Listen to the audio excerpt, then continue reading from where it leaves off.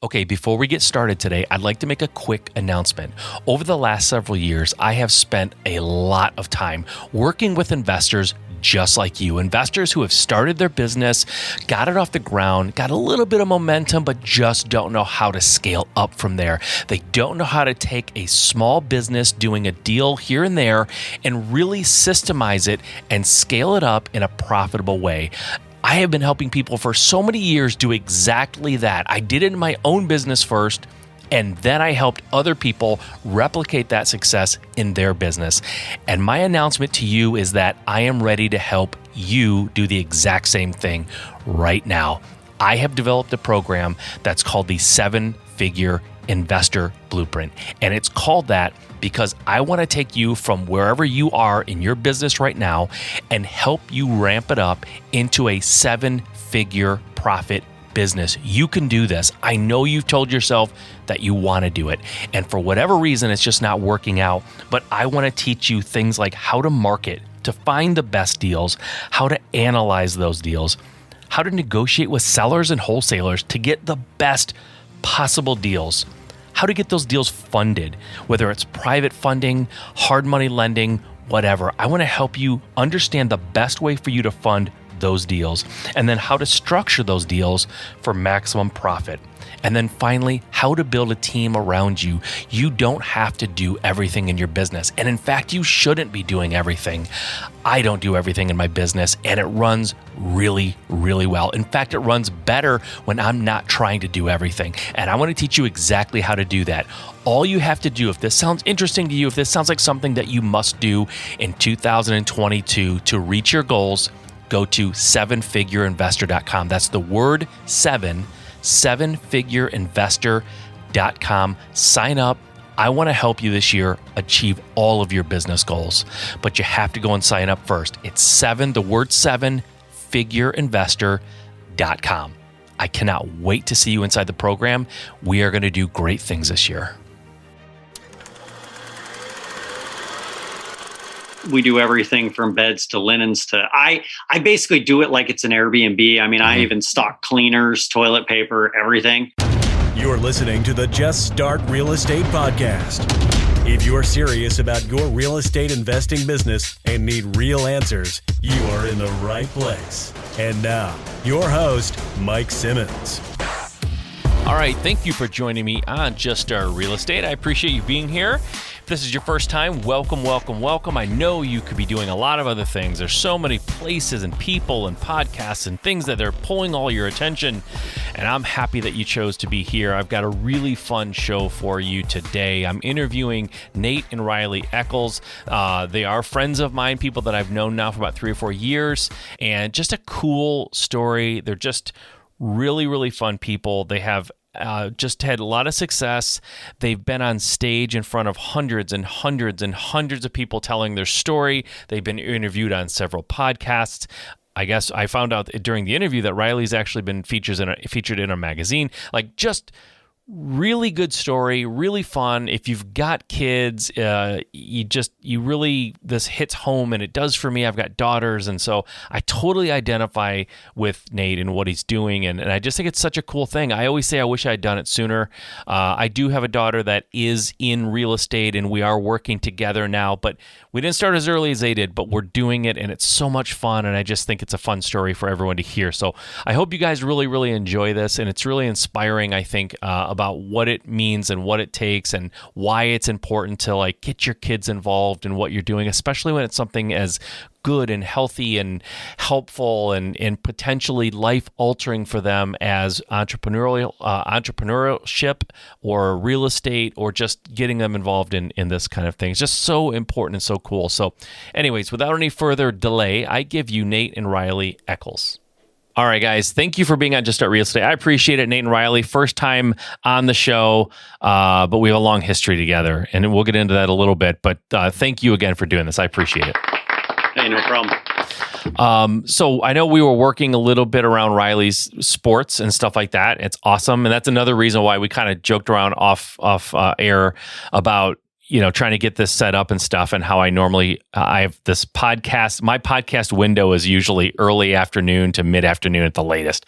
But I think that's honestly one of the reasons. You guys are awesome. But the other reason why I'm so willing to go around your schedule is because I love that you're playing sports. Ryleigh, I think it's huge. I think it does so much for young people, for young adults, and I'm a huge fan of that. So that's awesome. I'm glad you do that. What sports do you do exactly? So I'm in wrestling right now, and I joined the first girls wrestling team at my school because it got sanctioned. So cool. And I've really enjoyed it. It's been a pleasure to be doing it. That's awesome. That's so cool. Now, it's all girls team. Do you wrestle only girls on the other teams, or do other schools you just have to wrestle their wrestling team? How does that work? No, we wrestle, since it's sanctioned, we now do wrestling against girls, like all girls. Okay. No guys, but if you joined the wrestling team years before this, then you would have to wrestle with the guys if you were a girl. Yeah. And yeah. Okay. Because we have a few people on our team. We have 2 girls that wrestled with boys. Yeah. Are they, all right. First of all, do you enjoy it? Is this your first year wrestling? Yes. Okay. And you love it? Do you like it? I do love it. That's awesome. That's so cool. What do you play any other sports, or is just wrestling is what you do? No, I used to do track. I did track last year. Okay. And then I played basketball, but I don't know. Dad's kind of sad I don't play basketball anymore, but she played basketball for like 10 years. Oh, I know. I got sad too when my daughter stopped playing softball. She played for like 5 years, and I was like so bummed when she stopped. Yeah, Dad can relate. All right. So real quick, nobody cares about this but me. Nobody in the audience. Your dad cares. But in track, I loved track. I ran track as a kid in high school and junior high or middle school. What were your events? 100, 200, and then at the end I went to 400. 1, the 2, and the 4. Ooh, that's big. Yeah. People who run the 100 usually don't run the 400. That race is to me, that's the worst, worst in terms of how hard it is.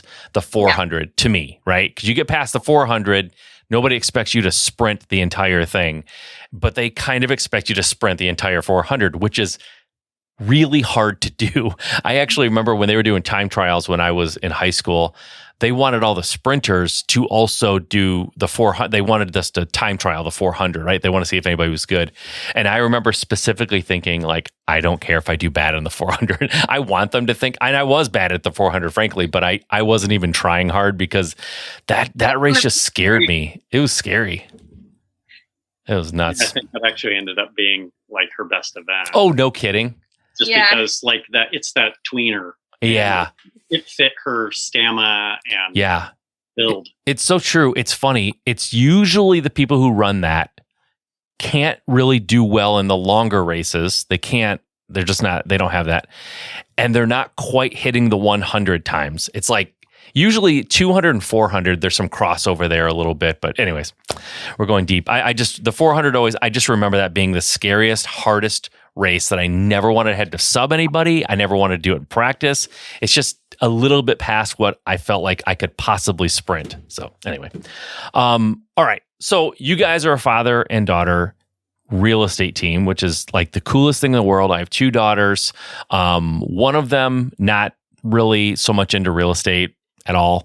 The other one very much into it. And so we started much later in the game. We started working together when she was about 24, but we're still doing stuff together. We're buying short-term rentals together, and it's just Nate, from your perspective, that's my perspective, right? Because I'm the dad.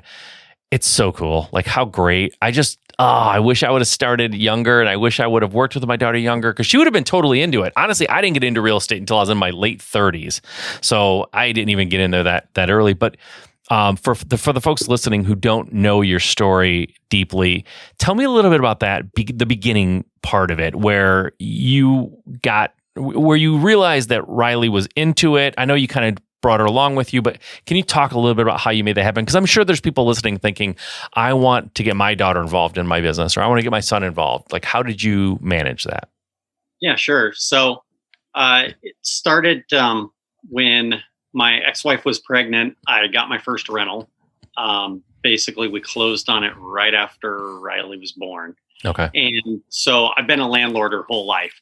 And I started taking her to projects, sometimes out of necessity, other times, just so I could spend some time with her, because I was swinging the hammer. I was, doing all the repairs and whatnot. And that takes you away from everything. Yeah. So you have to find ways to bring the family to you if you can't be with them. And so, a lot of times she'd be down at a property, and when she got a little bit older, I mean, like 3 or 4, we'd start letting her actually do things like stick her in the basement and let her paint walls or something, just so she keep occupied. Like literally at 4, like that age, you were doing that? As soon as she was asking to do stuff. Wow. Yeah. I mean, I can remember, maybe she can remember more than I can, but I was mowing these properties and whatnot. So I'd just be like, okay, go out there in the yard, pick up sticks. Yeah. Whatever she could do. Yeah. And so, and I didn't care how good it was. I told you, I put her in the basement to paint because I was going to go over it with a roller when she was done anyway. Yeah, so exactly. It doesn't Now, matter. from your perspective, Ryleigh, I don't know how much of that you remember, but what are your earliest memories of working with your dad in these houses? Yeah, it was basically what he said, the painting walls, painting over them. I actually didn't know that he did that until a few years ago when he told me that. And I remember basically going to these houses, making little games up. Also, my mom would buy us like Taco Bell and stuff, which is the fastest like fast food that we could get. Oh yeah. So that we could all like help around the houses and stuff. So that was really fun. That's awesome. And he would also name these houses so that I would remember them, because obviously I'm not going to remember like a house's address other than like Taco Bell house. This is the house where we ate the most Taco Bell, whatever. Yeah.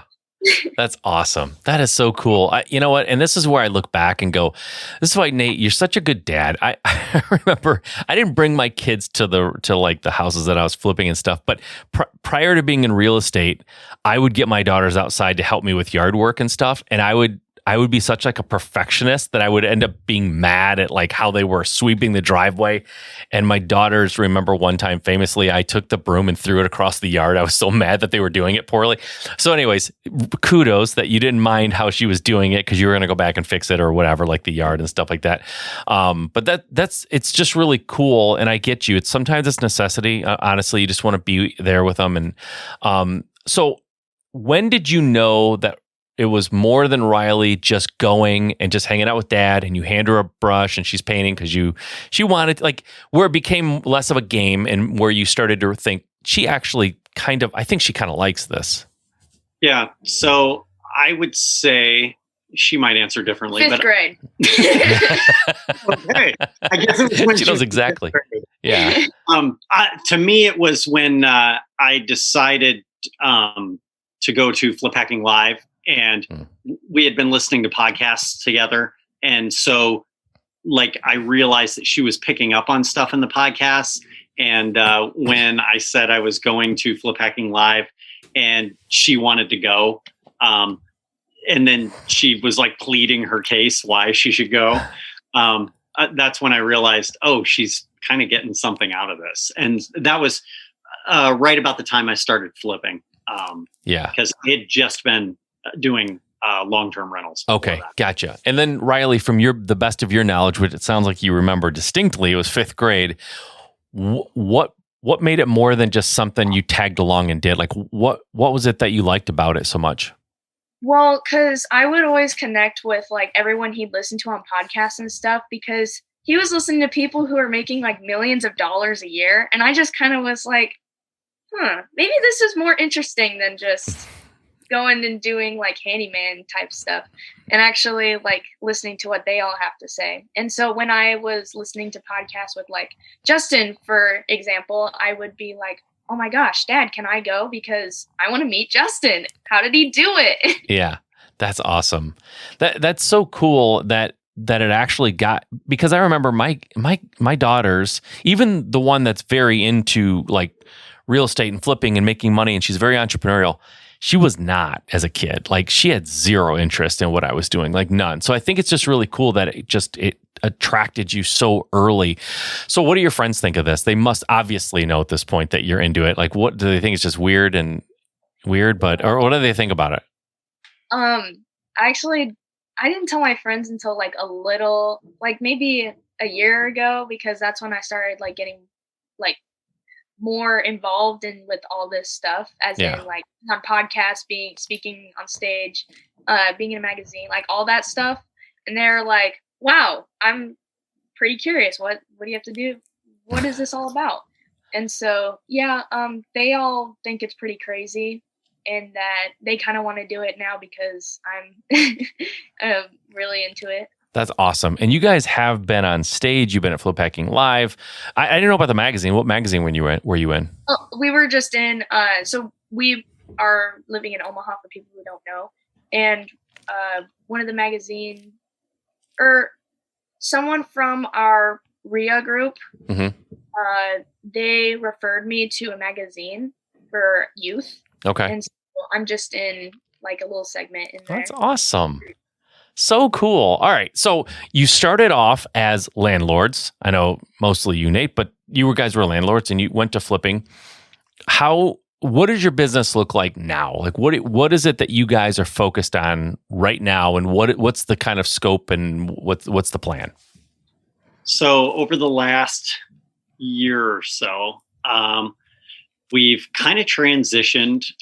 We picked up our first midterm rental. I'm not going to call it full on short term, but it is furnished. We're looking more at like traveling nurses, business executives, things like that.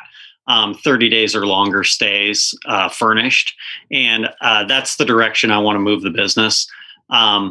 It's definitely more profitable than long-term rentals, but it is more work. And you get to kind of you get to keep the fruits of your labor. Like I enjoyed flipping because, you get you get to make something look awesome, and then boom, you get a paycheck. Yeah. But the problem was then the house is gone, Yep. And I'm more about the, trying to acquire wealth than just cash. Yeah. So, we're not flipping as much now. We're trying to hold more. Okay. And the goal for this year is about these furnished rentals. So I'm trying to look for stuff in the right market, right areas of town and whatnot. Because I've got some long terms as the leases come up. I'm looking at converting them over. Gotcha. Depending on which neighborhoods they're in.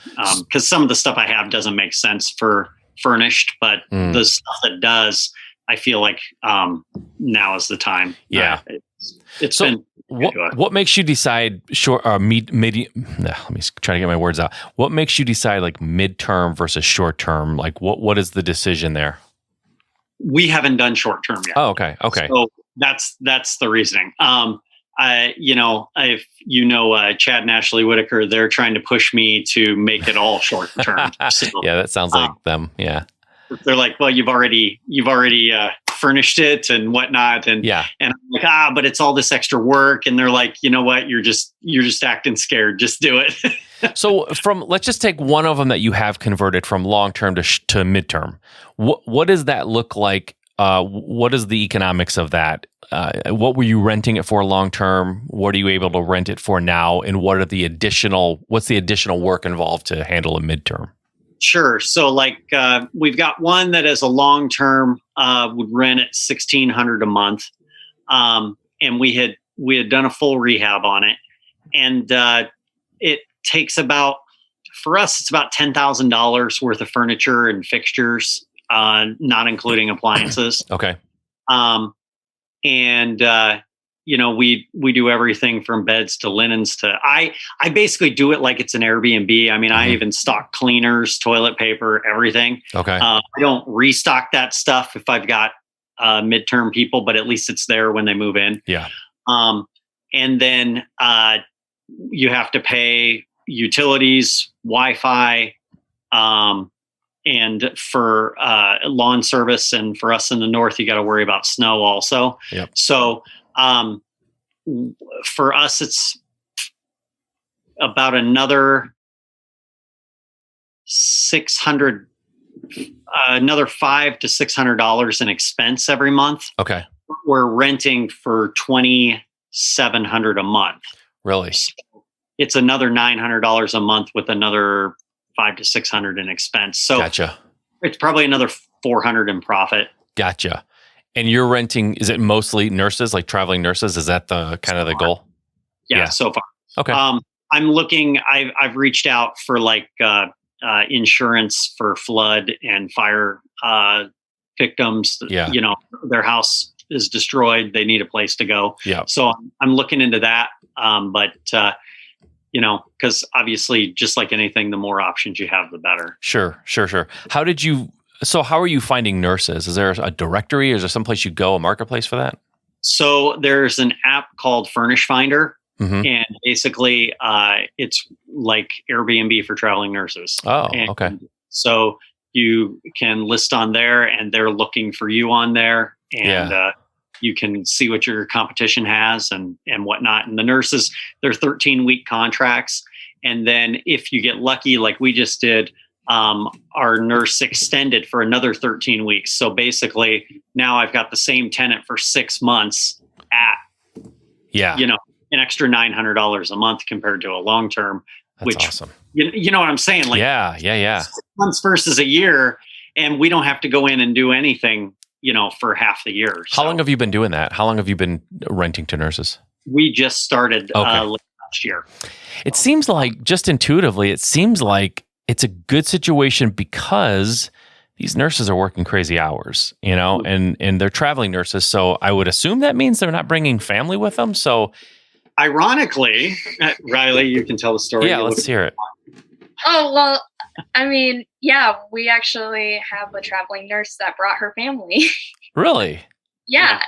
Huh. So we have a 3-bedroom, which I wasn't sure how well that would work because typically nurses travel like in pairs or single. Yeah. And so a 3-bedroom might be hard to rent.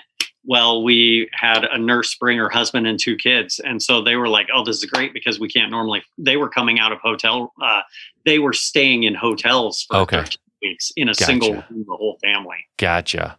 That's so awesome. They thought that what we had was great. Yeah, and it's again, what I was getting at was normally it would seem like they travel by themselves or whatever with another nurse, but it seems like the wear and tear on the house, I guess, is where I was driving toward, would be less of a concern with that type of person who's renting it, right? Yeah, the way we look at it is they treat it more like a hotel, in that they're not there that much. You know, now ours is a little different with the whole family, but yeah, the idea was that we didn't think we'd experience as much wear and tear as we do on our long terms. Yeah. Are most of these, like, you went to this directory, I think you said it was called Furnish Finder, is that right? You go to this directory and you're looking at competition. Are most houses that are being rented to nurses 1-2 bedrooms, or are there a lot of 3 bedrooms? No, most of them are 1 and 2 bedrooms. Okay, that's what I would have assumed. I mean, ours was the most expensive one in Omaha. Okay. And we got it rented with no problem. Wow. That's amazing. That's awesome. So that's kind of the direction. The one at that time that we listed. Yeah. I get you. And so you furnish it like a short-term rental, and that's kind of the direction you're going. Ryleigh, what's your role in this? What do you do? So basically, when we were doing the house, I got to help go to the store and pick out like some of the decor and stuff and like the colors of certain things, because I remember we spent a whole day at a furniture place and we had to match colors and stuff for like the chair and the couch because they were going to be next to each other, and just figuring out how big we want this space to look like, you know? Yeah. So it was a lot of that. And then I also had to make a checklist since this was our very first furnished rental, I had to make a checklist for everything that we would need, and then make a checklist of everything that we should have put in there that we forgot of and all that stuff. Yeah. That's awesome. So that we can make it into a process. Yeah, for sure. That's awesome. My gosh, it took me 6 years to figure that out when I was flipping houses. There was no process at all. So that's super smart. So do you have just one right now? One of those rentals that you're renting to nurses? Yeah. What's the goal? What do you guys, what do you, and I know things evolve, so I get it. I could interview in a year. Goals have changed, but what are they right now? So right now, my goal is I would like to either acquire or change over to have a total of 7. So I'd like to acquire 6 this year, or change over long terms into furnished. Gotcha. I'd like to be at 7 by the end of the year. And then if I can get to 7 by the end of the year, then I have to make some decisions about my life and what I want to do. Quit his job. This feels like Groundhog Day a little bit. I think we've been trying to convince you to do this for a while, so that's good. That's awesome. Good. Get to 7. This came out of a hot seat session. Yeah. In Nashville. So that became the goal, and now I'm trying to make it happen. So. Are you totally like removing your focus from flips, or is that still like, hey, we'll still flip here and there? We're actually, we've got one under contract right now that we're finishing up, but actually it's more of like, I'm going to call it a heavy wholesale. Okay. I'm not really looking to flip. Yeah. Banks are giving away money so cheap that you can burr almost anything. Yeah. Agreed. I totally agree with that. Is that what you're doing? Are you burring them? Is that how you're financing? And okay. Yeah.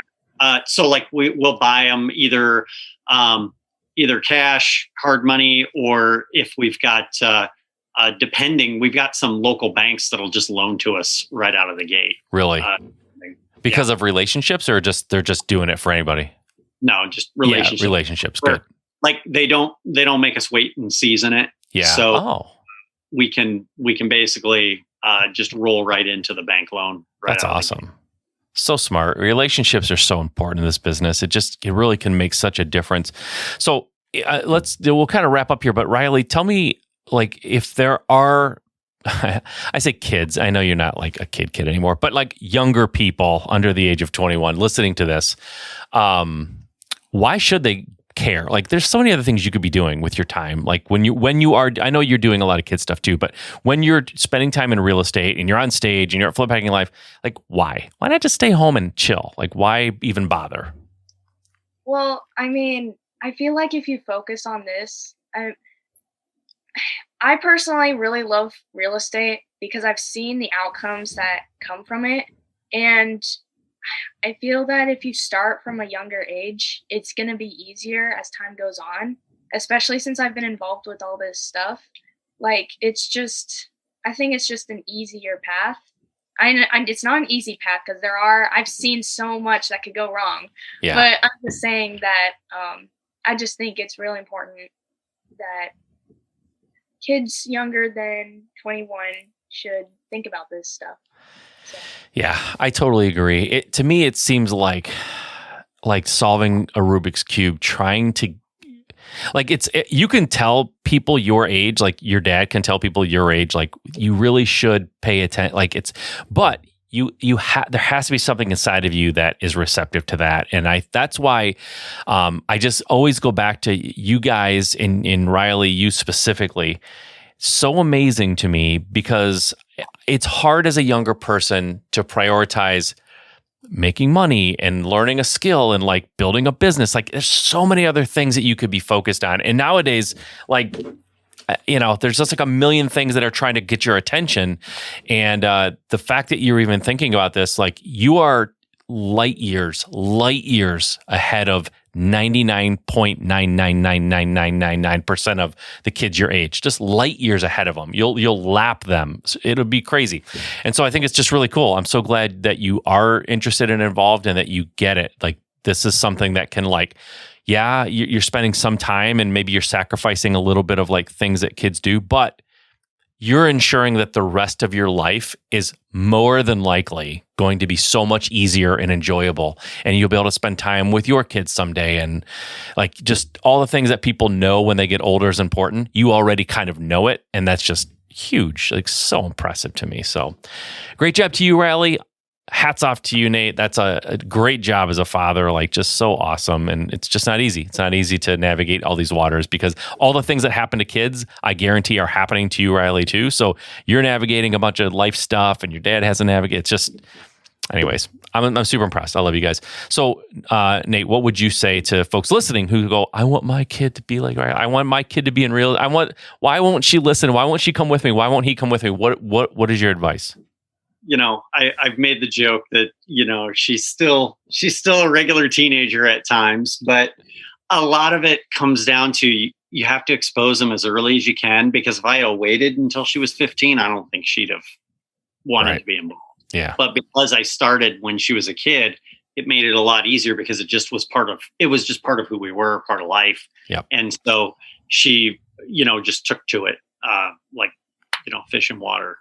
Yeah. So I totally agree with that. I do think early immersion is important, because it's just, 100%. You're totally right about that. Yeah. Yeah. Try to get her to speak Chinese right now. Be a lot harder than if she grew up in China. Right. So, that's awesome. Well, listen, guys, I really appreciate you taking the time. I know you're super busy. You guys have a schedule that's hectic. And so thanks for keep working with me and trying to figure this out, because it was super important to get you guys on here and talk to you. I think you're amazing. I love both you guys, good people. And I just wish you guys nothing but luck. I want you to get those 7 midterm rentals by the end of the year, because at the beginning of next year, I want to be able to walk up and go, so did you quit yet, or what's happening? I'll tell him to quit his job on stage. Yeah. Oh, that'd be epic to do it at Flip Hacking Live. So you should see what she's doing right now to help this, help with our marketing efforts. Yeah. So basically, Von Bethel's speech kind of impacted us a lot. And I started contacting a few of my friends, because we're going to set up a Driving for Dollars, just army. Yeah. Nice. And since I can't drive yet, I asked them, because they're all 16. So we'll see where that takes us. Nice. I hope it will make our business grow a lot. So you guys you all gonna have deal machine? Is it deal machine? Is that what it's called? What's it called? I think it's deal machine. Yeah, deal machine. Right. I'm just, for a minute, it didn't sound right when it came out of my lips. Yeah, deal machine. Have everybody just like, oh, that's so sweet. That's awesome. Yeah, that presentation by Vaughn was awesome too. Very cool. It impacted me too. So, yeah, that's awesome. Gosh, you guys, you're just gonna crush it. You guys are so fun. I love you guys. Are you going? By the way, are you going to Cancun this year or no? I will be, but she has school, so she will not be. Sorry. Right. There'll be lots of videos. We'll get you there in a few years. We got to get you out of school. It's an experience, though. I know. Well, listen, just keep crushing it, and you can go to Cancun anytime you want when you get a little bit older and get out of school. That's right. Yeah. There you go. That's not a horrible idea either. Well, listen, we're going to miss you, and I can't wait to see you there, Nate. It's going to be a blast, and we'll be building some houses for folks and doing some good stuff. So thanks again, you guys. I appreciate you taking the time, and I will be talking to you soon. All right. Bye. Awesome. Thank you. Bye. All right. That was a lot of fun. I've known Nate and Ryleigh for about 3 or 4 years now, I think, and I'm just so impressed with them. It's such a fun story, and they're just cool people and really fun people, and I just think it's amazing. Having daughters myself, I get what it means to Nate to have Ryleigh involved, and just so many life lessons that Ryleigh's learning as she goes through this process, and it's just insanely good for her, I think, to learn those lessons and to build a skill that will help her make her life a lot easier, I think, down the road. So if you have kids and you want to get them involved in your business, take Nate's advice, get them involved early and often, and be patient with them and answer their questions and just immerse them in that environment. And I think that it'll pay dividends for them and for you in your relationship for years to come. So go out there and make it happen. Get your kids involved. Do it now. They will thank you later. All right. We'll see you next time.